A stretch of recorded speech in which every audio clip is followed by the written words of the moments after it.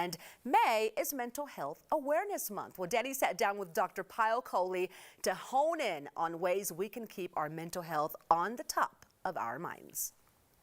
Well, Dr. Kohli, May is Mental Health Awareness Month, and I think we should all be thinking about our mental health all the time, but especially this month.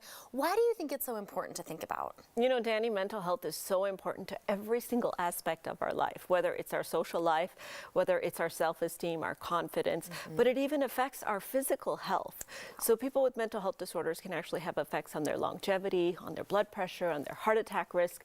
So I'm really glad we're talking about mental health because we all need to be thinking about it all year round. Yeah, definitely. Well, we, of course, always look to things like diet and exercise to help with our physical health every day. We talk about it with you all the time on the show. Are these things that can also help with our mental health? Yes, and in fact to that I would add sleep. So I call that the 3 pillars of mental health: the right diet, the right exercise, and the right amount of sleep. So let's talk about those. Let's see if you're doing them. Oh gosh, okay. So diet. There's certain types of foods that are actually thought to balance our mood and change the chemicals in our brain that make us feel better. These are thankfully the same kind of foods that you use for heart disease prevention. For mental health, especially nuts and fruits and legumes, that's really, really good.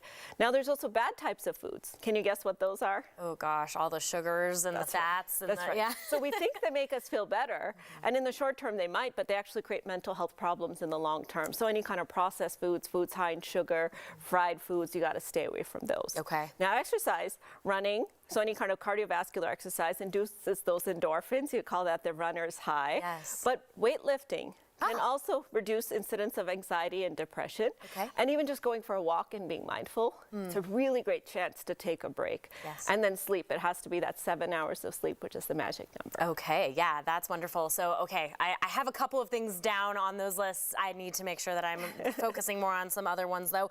But I want to ask you, there are times for everybody, for all of us, that we maybe have a moment during the day where we're just feeling down on ourselves, or things really just do not feel great.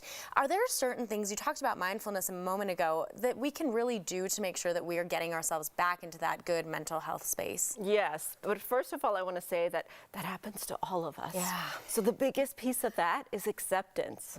So I want us to start to think about our moods just like we think about our energy and our body. Yeah. When we wake up in the morning, we're high energy. By the end of the day, we're a little tired. Right. Then we rest, and it comes right back. So it follows that cycle, and so do our moods. Those chemicals in our brain are doing the exact same thing. So if there's a period in the day, or even a few days in a row, where you're feeling a little bit down, you're feeling like you're not quite yourself, just accept it and don't fight it. Okay. Because that's a normal response of the body sometimes to sort of conserve energy to feel that way. Now when it starts interfering with your functioning, it starts affecting your relationships, that's when you really want to think about seeking help. But I think acceptance, mindfulness, deep breathing, and then positive thoughts and positive energy, that our brain responds to basically the information that we tell it. Great. Okay, I like that. I know that during the moments in my day where I'm feeling a little, scattered, I'll even look to apps like Calm or something to give myself. I love that. Yes, 2 or 3 minutes of just breathing for a second. It's just a timeout. Sometimes our brain,